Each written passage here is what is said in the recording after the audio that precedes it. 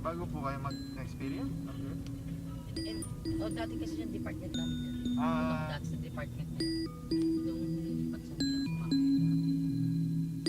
Nung nagsimula yung lockdown yung lockdown nung 2020, so kasagsagan nung nung nag-CCBA kami. So nung March nga na nagkaroon na ng lockdown, hindi natin alam pare-parehas kung ano yung gagawin. So maraming mga tanong na paano na kami Pangulo, paano ang gagawin natin, asan tayo kukuha ng ganyan. So mga ganyan. So doon na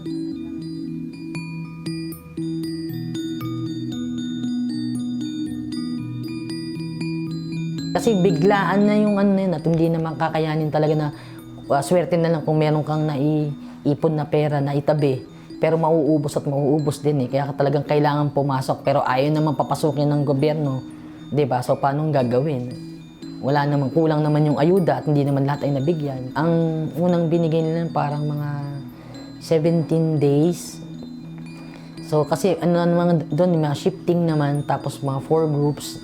Kaya kung yung susunod na nakuha namin ay 5 days, so a total of 22 days na paid quarantine leave na kung titignan mo siya halos isang buwan. So yun, hanggang sa, yun nga, binabanggit ng management na yun din yung nakita nila sa amin na mukhang kailangan din naman na ibigay bilang tulong nila. Parang kung iisipin mo, pandemic nga. Parang hindi ibigay, no? Nakakapagtaka lang, kung saan dadalhin yung budget. Sana budgetan naman nila yung mga manggagawa kahit sa paid pandemic leave.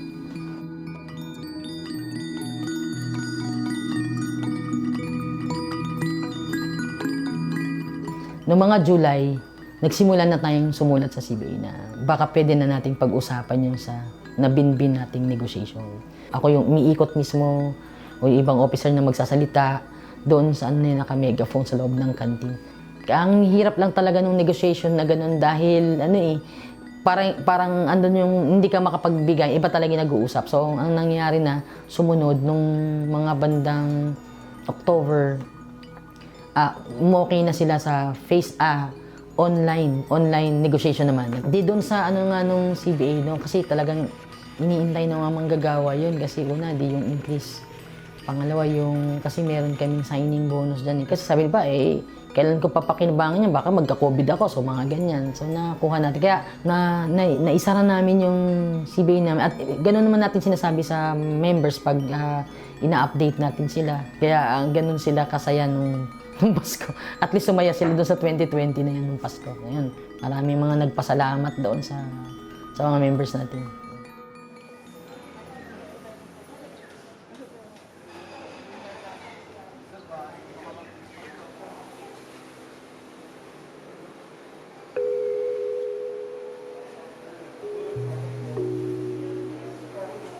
Yung time na yan na masakit sa kalooban namin na kami ay iniintindi namin yung kalagayan ng mga manggagawa ng Nexperia at hindi lang yun.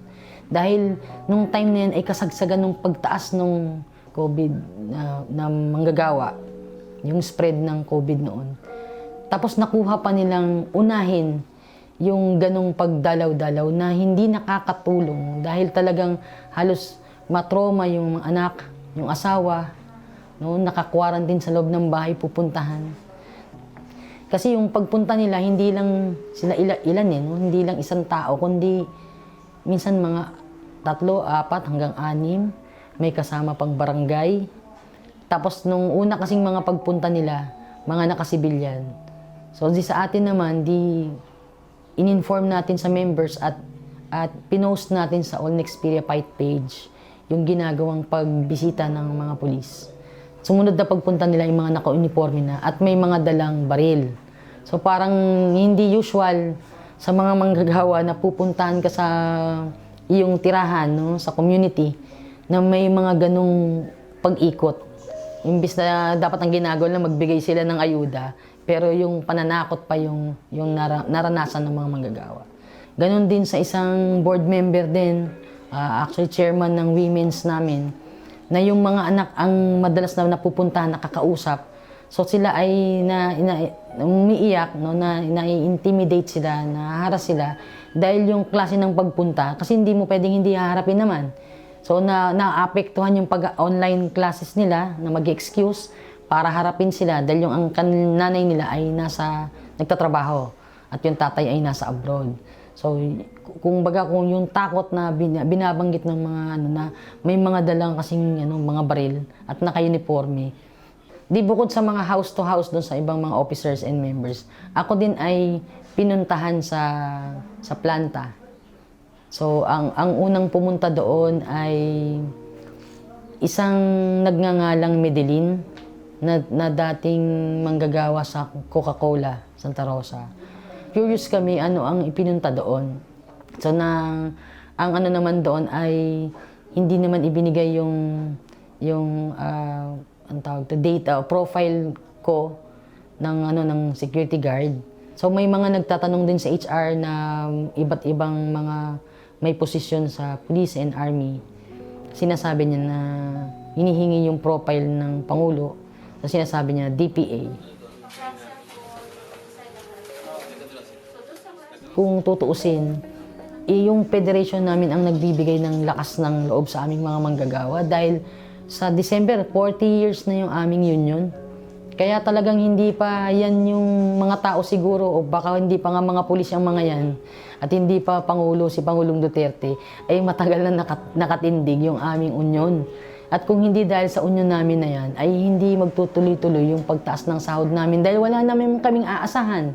Ilang beses lang naman nagkaroon ng pagtaas sa gobyerno para sa sahod. Kaya di sa amin, di talagang mahalaga sa amin yung aming union. Kaya sa kabila ng ginagawang pangharas sa amin, ay patuloy pa rin kaming nagsisilbi sa aming mga manggagawa. Dahil nakikita natin yung pangangailangan at walang ibang tutulong din sa kanila, kundi yung kapwa din manggagawa.